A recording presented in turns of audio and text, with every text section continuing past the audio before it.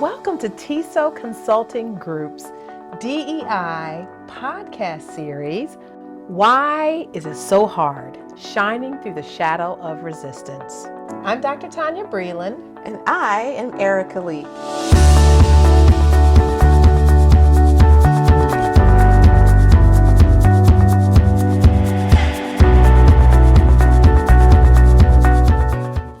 We're back. Yes, we are. We love coming back. We do. Yeah, because these are some really good conversations Yes. that we have. I'm Tonya Breland. And I'm Erika. Welcome to our podcast series, our DEI podcast series, Diversity, Equity, and Inclusion. Mm-hmm. And our podcast series is called, Why Is This So Hard? Shining Through the Shadow of Resistance. In this series, we really look at just things that prevent us from being socially just and free. And so the goal is just to disrupt the system, the status quo that normalizes, racial inequality and inequity in systems. And it challenges us. We hope, I know it challenges us, but we hope Sure. It also challenges you to just be the change that you want to see. So today our focus is going to be on how success is measured. Mm-hmm. So society kind of has a way of looking at success. Yeah. And it makes me wonder sometimes whether or not society has it right. That's a good question. I mean, you figure like anytime we create something new, like a new program or a new initiative, there are always these measures of success, like these goals, right? But are they the right goals? Like, are we looking in the right areas for determining whether or not something is working? Or Right. determining whether or not there's success. Yeah. I don't know. Yeah. Schools, determine success based on test scores, Yep. Students' grades, and, the type of courses that students take. Yeah. And while that was kind of like the system that we grew up in, I don't know that it really captures fully what success is. It's easy to say, the success is defined by the achievements that we make in life. And I guess to some extent that is true. But I really think that we might be missing out on some folks when we think about what really makes someone successful. I tend to agree with you, especially since, there are so many stories of people who came through the system, went to school on a regular basis and, didn't experience the success or, just didn't have the outcomes that maybe they were expected to have, maybe they wanted for themselves. And so I think I agree with you. I think we're missing the mark in some places when it comes to what we would consider successful. Because the problem with that is when we're looking for success in an area, that's where our focus goes. That's where our money goes, right? That's where our resources go. So if we're looking, if we say, test scores indicate success, then we provide money so that kids can take a test. And then we say we're successful. And so Or money to build the test. or the money to build the test. That's right. Or the time taken out of class to take the test. Right? All of that I think goes towards, trying to get this measure right. Right. And so is that the right area to look in though? Yeah, so we're always looking at things from a racial equity perspective because we are Black women in this space and we've experienced a lot in our own personal lives and in our careers. We've seen a lot, we understand a lot, we've studied a lot. Yep.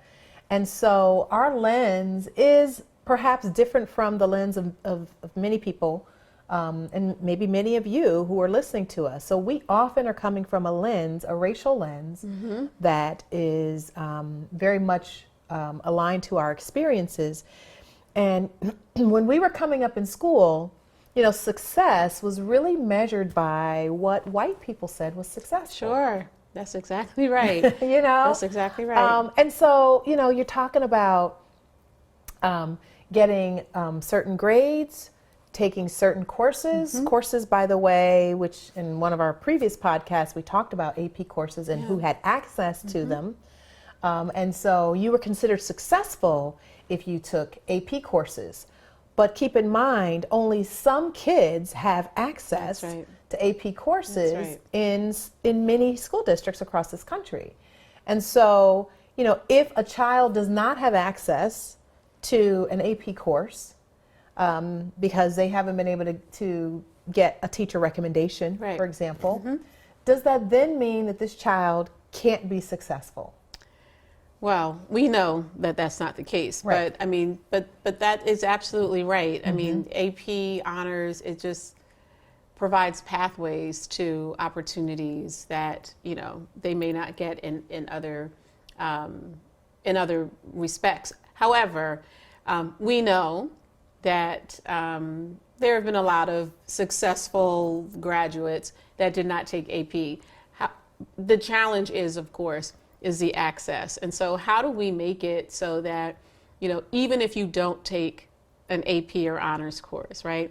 Even if you know what the one measure of success is that I could never do? The presidential fitness test. Do you remember that? Yes. I could never get that. It. I know they do. I could never pass it. I was like, I want to be successful in gym, or whatever. I could never pass that thing, and so all of these measures, while it's important, we want our kids to be physically fit, right? But then how do we know when they've reached that? Right. How do we know when they've reached like this space of, physical success? I remember, the teacher, I remember a note going home to my parents about like my weight. And I wasn't necessarily overweight, but I just didn't, they were like, she's this much above the average. So at that time, they would weigh you, they would, measure you, they would, test your eyesight, the scoliosis test, like all that kind of stuff. All of that. And so for me, it was like, she's still overweight, it's like, but I'm outside running with my friends and, whatever. So then what does that look like? And we know now that there are different metrics for different bodies, right? And so I guess in the 70s, they didn't know that quite yet, I don't think so. But all those things, so when we think about, when we measure success, but think about that, right? My mother, year after year, gets this letter, she's overweight. And my father would be like, she's fine, right? But my mom would be like, well, maybe you can stop eating so much or whatever. And I didn't eat a whole lot, although I still love food. I think it started when I was a kid. But think about that, right? Yeah. So what that does when you constantly get these letters that say your child is not meeting the mark. Right. Your child is not meeting the mark. So what does that do? From a physical perspective. Yes, that's just physical, right? We're not even talking grades. We're not even, but think about that. I don't know if they still do it because I never taught elementary school. No, I never taught elementary school. I was thinking about my kids. But at the kindergarten level, do they still do, how do they handle, because remember, plays well with others, that kind of thing. Do they still do that? I think depending on the school district, yes. So some of them are becoming more, report cards or progress reports are more centered around the academic standards that states put out. So, some districts have moved more towards that as, in terms of how they determine students' progress. But there are some that may still do that. Yeah. So I wonder about that. I wonder about so who gets to determine what those standards are, right? Who gets to determine what gets reported home what gets reported home, and the extent to which this indicates a measure of success for a 5-year-old, right? If you will. Yeah. When I think about this issue of success, I think it's a really complex issue. So if we take, adults, and we look at, who do we see as being successful in society? Usually, we often find that, the measure of success has a lot to do with socioeconomic status, Sure. Zip code, pedigree, the type of role that people have in, the workplace. And I wonder how much of that really is successful, because you also see a movement where so many people who are our age hate what they're doing. That's right. That's right. They call themselves successful, or the society will say that they're successful because they've attained something, that's, I would say measured by maybe material things, maybe materialistic in nature. And yet they're unhappy. Yeah. They're unfulfilled. Desperately so.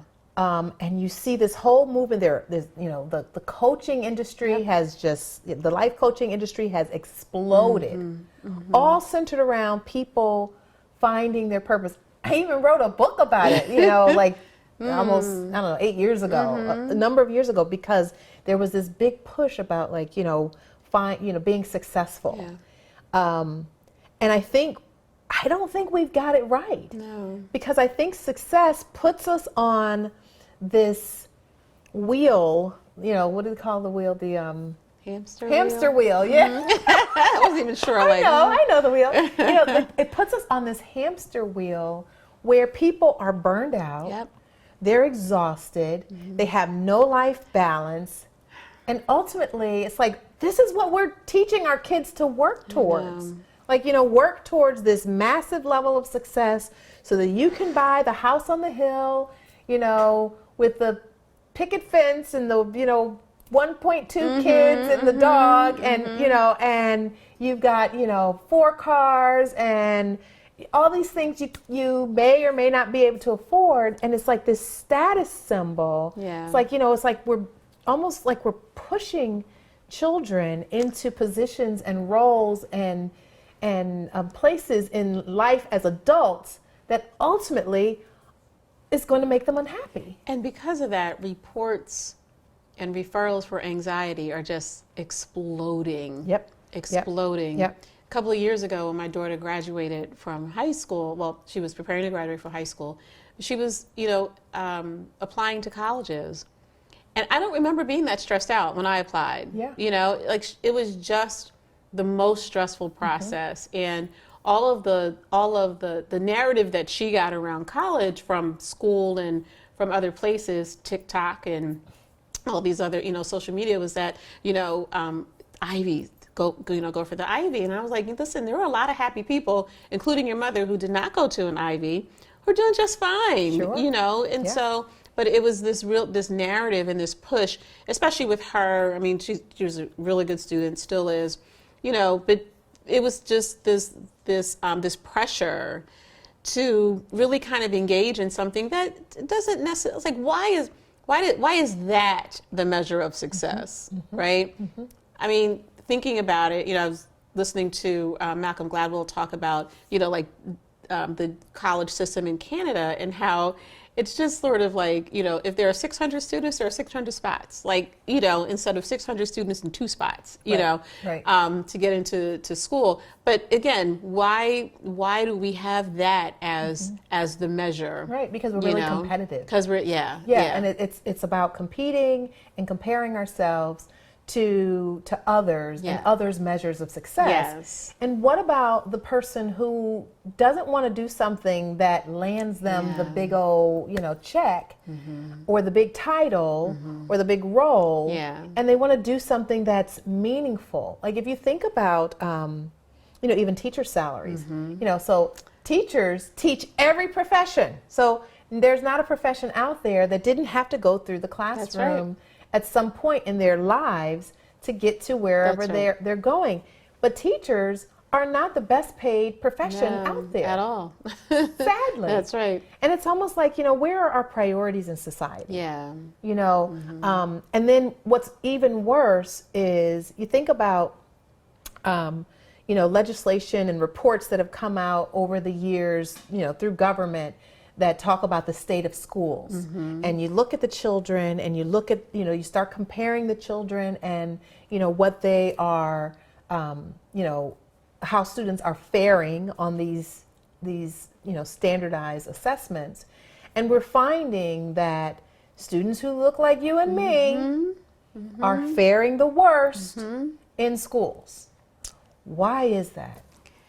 Well, that's a big question. That is a big question. But I think when we think about measures of success, like what if we said, okay, so a measure of success is the extent to which your Black and brown children experience academic, I don't want to say advantages, but like the extent to how well they do. So if they do well, so no more of this sort of, we just take it for granted that they're not going to do well. These persistent issues. If we made it like, your school is not successful if this doesn't happen, I think that would be different. Even on a college level, if your Black and brown children your Black and brown students are not children anymore when they get there. But if they don't experience, let's say, belonging, if they don't feel like they belong, if they feel like they're isolated, your school is not successful, even on the workplace. In the workplace, if your, people of color in your organization don't feel like they belong, this is not a successful, right? So it's not that we take away the test grades or the profit margins or anything like that. It's more like we're going to add this. But what if we did though? What if we did take those measures away? Because I wonder if those are the right measures. Are we asking the right questions? Are we measuring the right things when it comes to, now obviously we want all students to leave school and know how to read. Like that's critical in life, period. Like you need to know, you need to be literate. That's extremely important.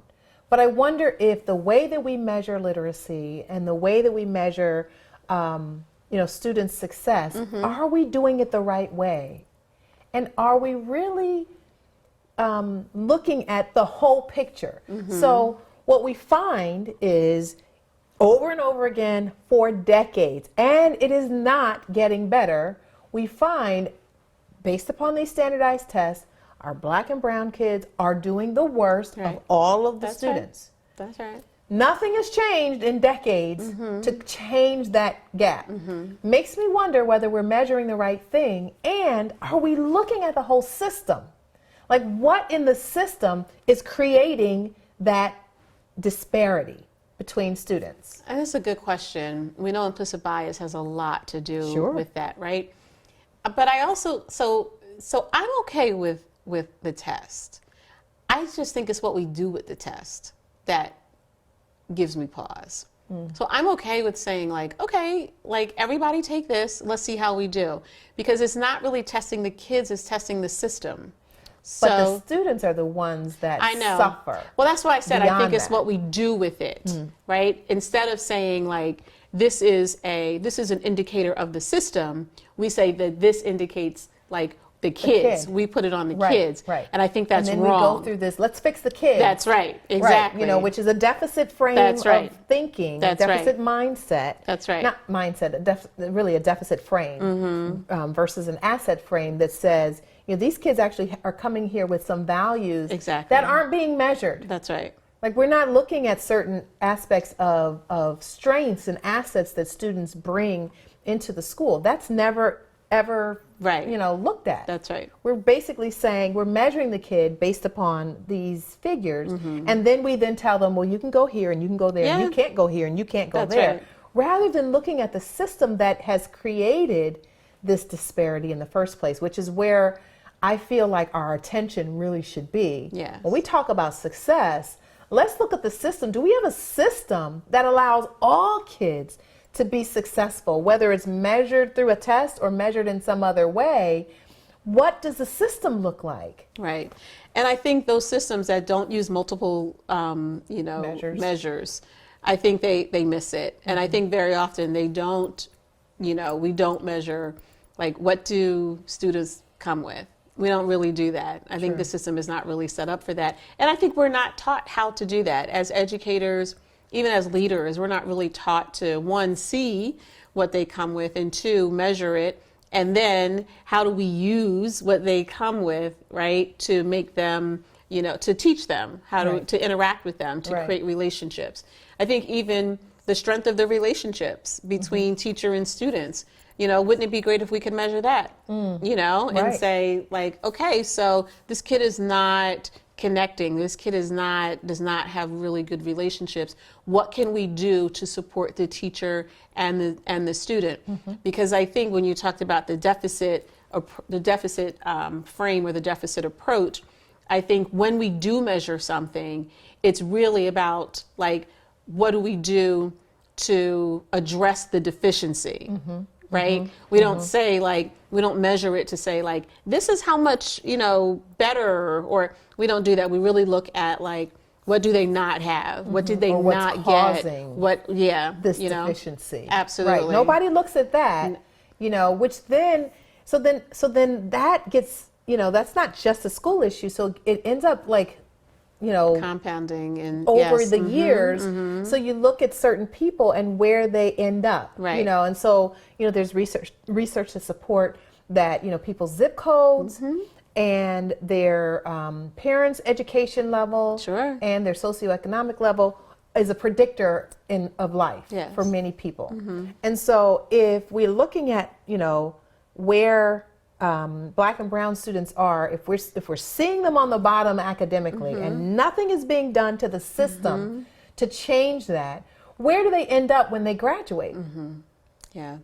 You know, and so now we've got a whole nother system that's problematic. Right. Right. You know, that's creating a problem. We were reading something. There was an article that that you shared with us about a community in Ohio. You want to talk about that a little bit, because it was interesting. Yeah, it was about like so we've talked about white flight before, not on this podcast, but you know, it's really more about Black flight and how, you know, there are these African American parents that are, you know, leaving this community to go to another school system that they think would be better. Right. And so they're leaving one community in the state to go to another, essentially, and they feel and part of what they're responding to is this this initiative to detrack the classes in the schools. And so, you know, so that AP students don't just go to school with AP students. It's like, you know, we have this system where, you know, you could be in the regular track, or even maybe, you know, the track designed to support special needs students, and you can be sort of, you know, together. And there are parents, there are families that are responding to that because they feel that it would, you know, impact their own child's, you know, measure of success. Which is really interesting to me. Yes. Now, this is a community that I would say is upwardly mobile. And so what ends up happening here is if they are leaving this community and going into another community, even though they're Black families, what's happening with, well, first of all, the fact that they have the means to be able to move and go somewhere that they feel, that's a whole nother story. Yes. So we could talk about that maybe another time. But, you know, beyond that, what's happening then with the children that are left there in that district? Because that district is having some issues system-wide that's making it challenging, where they're not meeting the needs of some of the Black and brown students that are in their schools. Right. And so, you know, it's like it leaves a lot of questions. It does. So, you know, when we're thinking about that particular community and you have a group that's leaving, and they're leaving in response to what they think might affect a measure of success, the question is, for the school that or the district that put this measure into place, what do you do with your measures of success? So does this make you less successful, or does this make you more successful? You have a group that says, we don't like that initiative, we're going to leave. You have a group of African American parents. Like, it's not somebody that's saying, you know, like, this is a group of people of color that are leaving. And so how do we know that this is successful? And I think that's going to be really important moving forward. You know, I applaud them for detracking. Right. Like I Yes. applaud think them that's for necessary. saying that's right. That's necessary. That's right. Because we know from the research that not everyone has access. Not every child That's has right. access to advanced courses. That's right. And that there is disproportionality. We talked about that in one of our previous podcasts. So we encourage you to go back and look at that one. But so the detracking, I think, is really important. But I think there's some conversations that need to be had about what we're really seeing and what we really believe to be success. I think that's it. I think that's exactly it. Because if we think, my fear around this, like I said, I applaud the detracking, but what I fear is if a whole lot of, African American families leave, then the district feels like, oh, well, this is counterproductive. And we don't want to lose these parents. We don't want to lose these families. And then, they go back to tracking, which ultimately defeats the purpose. Right. And it impacts, what might be a vulnerable population. They are experiencing a gap in achievement between their Black and brown students. So the measures of their Black and their white students. So the measures of success that they're using in terms of test grades, what they're seeing is, what's really confirming national data, that the measures that we're using is really sort of, demonstrating, like you said, like, are we asking the right questions? It's really demonstrating this gap instead of, asking these other questions as well. Right. We don't really do that. Get to root cause analysis. Yes, that's right. Like what is it that's causing right. Some gaps. And we know some of those answers. We do know some of those answers. And those are some other challenges. But then let's also look at, society and what society is deeming as success. Yeah. Which we're finding may not really be success at all. That's exactly right. Should success be determined by one's socioeconomic status, or should it be determined by one's fulfillment in life? Because a lot of the most fulfilling roles that are out there are not high-paying roles. That's right. And if you think about, the movement, that was in schools many years ago around looking at multiple intelligences of students. We know that students are gifted in so many different areas, but there are some that society think, will tout as being far more important than something else. Absolutely. And ultimately, we're still sending this message out there that, we want kids to be able to grow up to be what they are called to be, whatever that is. But yet we don't have a system that celebrates that. Absolutely. Not only do we don't have a school system, and we don't have an economic system that celebrates it. That's so correct. If I'm a gifted teacher, that's good, but I'm not going to get any more, and I'm going to have struggles. And I know this just as teaching, that salary, very often it kind of impacts your what you can do, your lifestyle. And so, do I have an answer for that? I don't, but I wish we could really rethink what we consider to be successful. Right. I think that would be really important. It's not that, if you're an organization and you're, making money, yes, that is important for you to stay solvent, for you to stay afloat, and for you to, to thrive, that's important, but so is the health and happiness of your employees. Exactly. That's important too. Yeah. So is the extent to which you're able to address, pressing issues in our community, like, injustice and climate change. All of that, that's important too. So all of those measures are necessary for success as well. Yeah. There's so much more that we can cover with this topic. And I don't even know if we've come to a solution really, because this is so complex. Yes, it is. And it really does boil down to the economics in our society and capitalism, which is a whole nother capitalist society. Right. Yeah. So, when we often like to end our podcast with kind of if you try this and do this, I mean, the most I would say is if schools would begin to rethink education and rethink why we have this disparity, maybe that could make it not so hard. Maybe. Yeah. I think maybe. We've got some work to do. We do. We We do. do have some work to do. Yeah, we'd Yes. love to know what you think about that. You Yeah. know, give us some feedback. Follow us on our social medias. Send us some messages. We would love to be able to interact with you around this topic. Yeah. I'm Tonya, And I'm Erika. and we're happy that you joined us today. We hope that you'll come back and follow us on our social media and watch us again. We hope to see you soon. Take care, everyone.